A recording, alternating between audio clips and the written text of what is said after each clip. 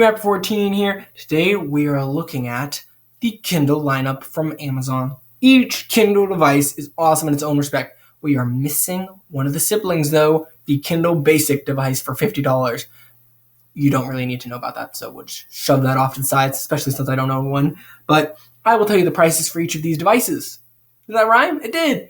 Right here we have the Kindle Paperwhite, last generation model. The current generation is the exact same. The screen is just a little better on the newer model. So for the purposes of this, it works perfectly. In the middle, we have the Kindle Voyage. And on the right, we have the latest and greatest, the Kindle Oasis, the weird child out of the siblings right here. Okay, the Kindle device itself is $79 for the basic Kindle that I don't have. Currently on sale for $59, so you can catch it on sale if you want. The Kindle Paperwhite right here, $99 on sale, $119 not on sale. And all of those prices, by the way, are the ones with the special feature, the advertisements on the cover of the device. If you want those gone, that's $20 extra. I think maybe even $30 extra. So add whatever that is if you don't want advertisements on the front. Kindle Voyage is $199, not on sale. The Kindle Oasis is $289 with advertisements. Turn that off. And then you have the Kindle for kids and yada, yada, yada. Okay, so this is right here, the main kicker of all of this, the prices. When you're buying a Kindle, when you're buying one, you're going to have to factor in the prices of the whole thing. And right now, off the bat, I'm going to tell you one of these is the best. One of them is second. One of them doesn't even make any sense for its existence. Hint, hint, it's the Oasis.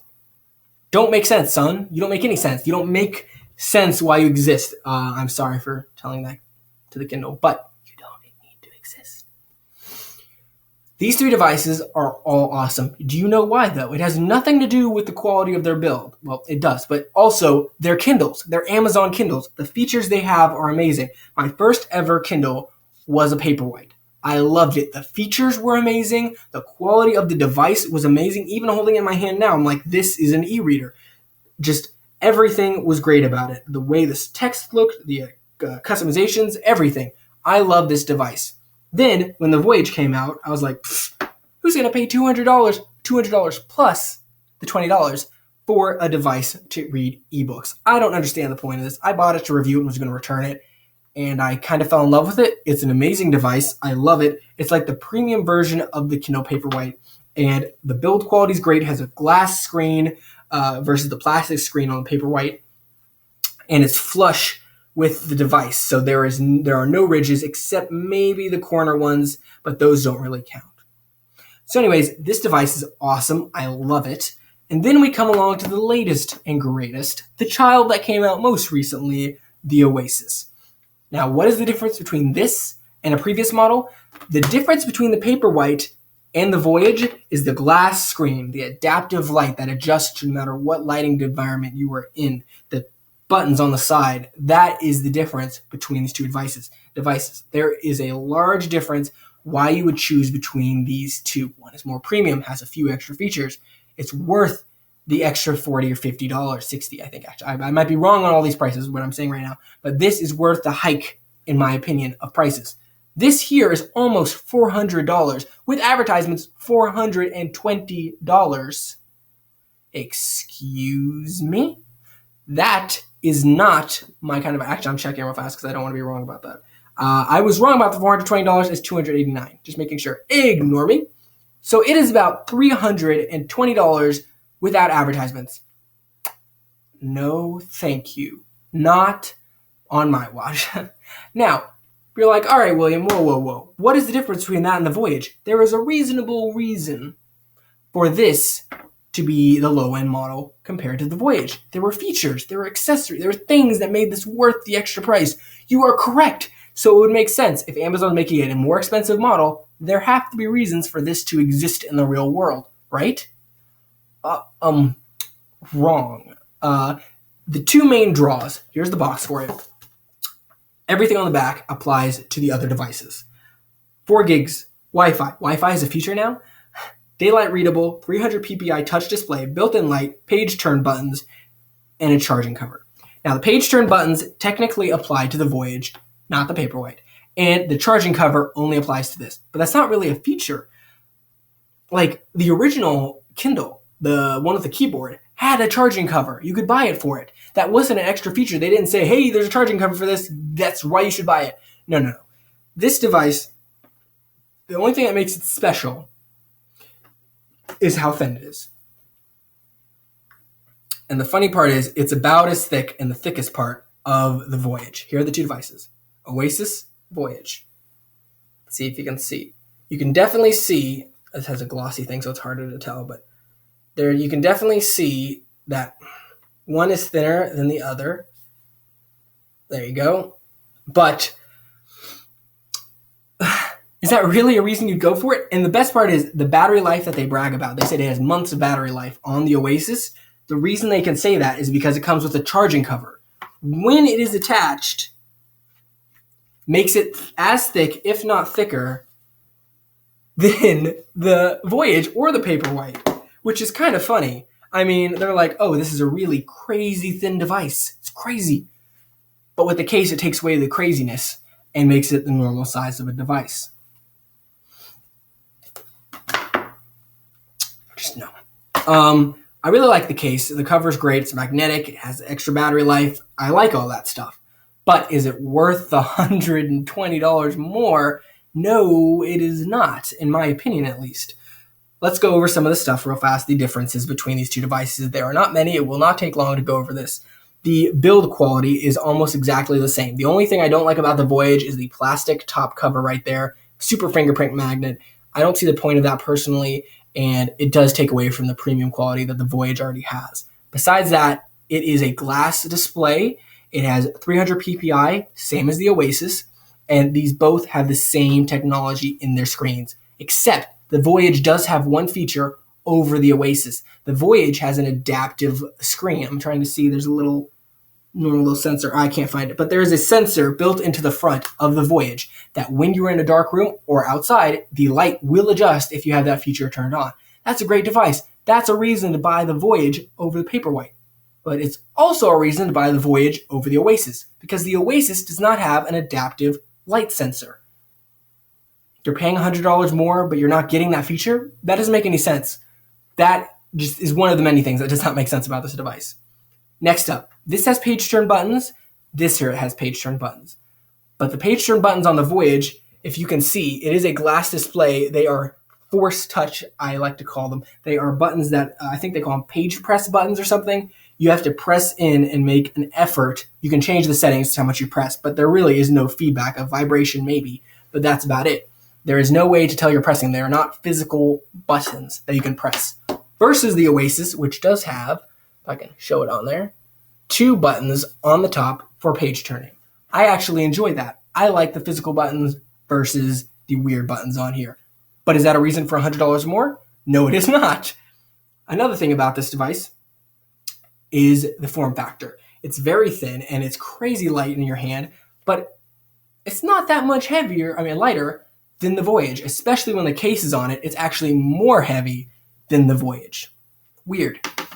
Another thing I like about this device that you cannot get on the other devices is how it feels in your hand. As you can see, if I can get it on the camera, there you go. If you can see, the grip is perfect for your hand.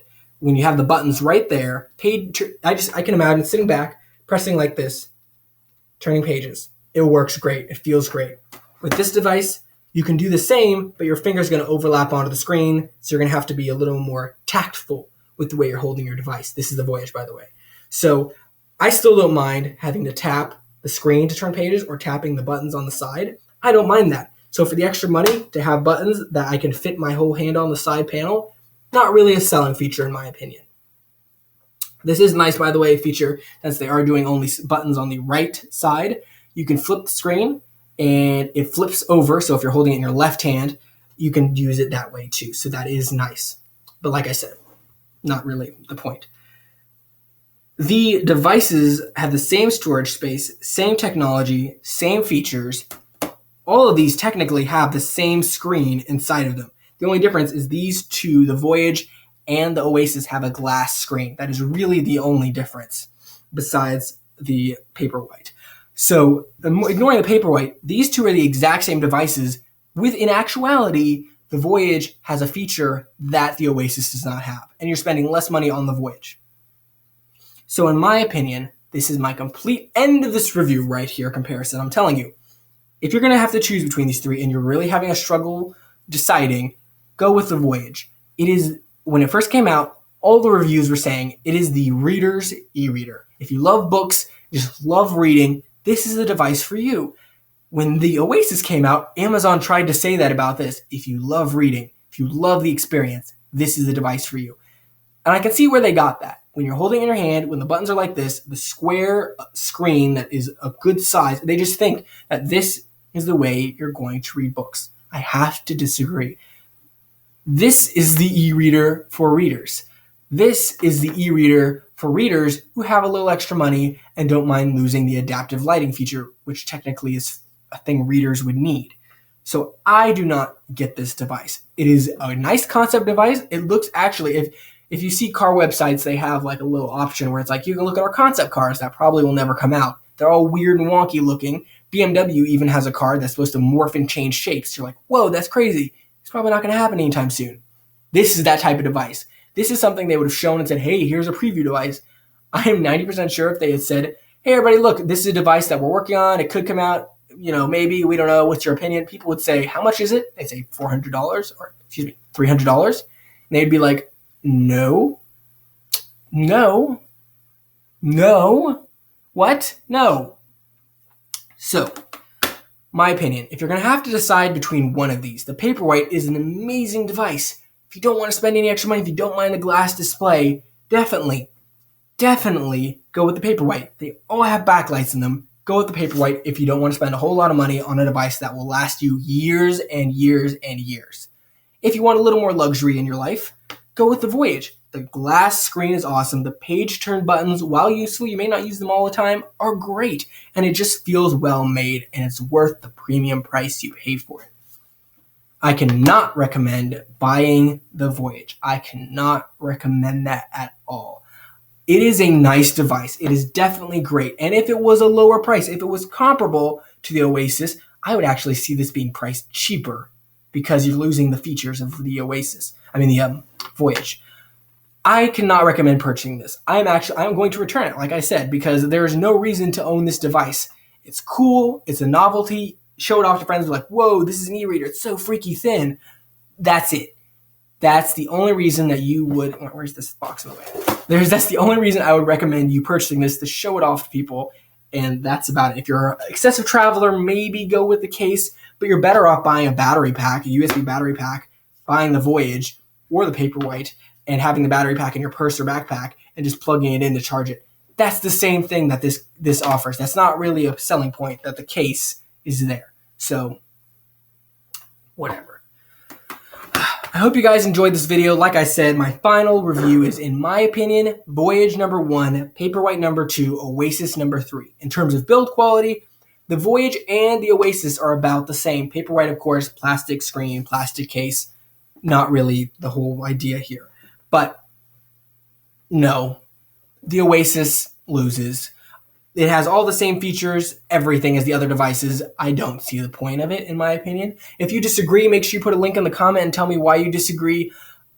Just please give me a reason before you put a dislike. I like to see how people actually have their arguments for the stuff. So if you like this device, if you own one, you're like, this makes sense, I love it, then definitely put your opinions in the description. Otherwise, I hope you guys enjoyed this video.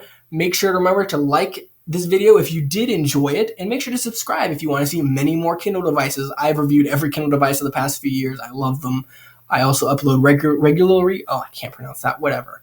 And I enjoy making these videos. So if you liked this quality or the way I did stuff, make sure you check out the subscribe button so you can see more of my awesome content. Also, these are expensive. I can't afford these without an amazing sponsor. That sponsor is Alan Joseph Designs. You will see a video coming up very soon. If you like what you see in that video, and I guarantee you will, if you like what you see, go to the website, alanjosephdesigns.com. There's a link in the description. Use the coupon code GMAPPER14 for any purchase you make. You'll get a great discount. They'll know I'm giving them business.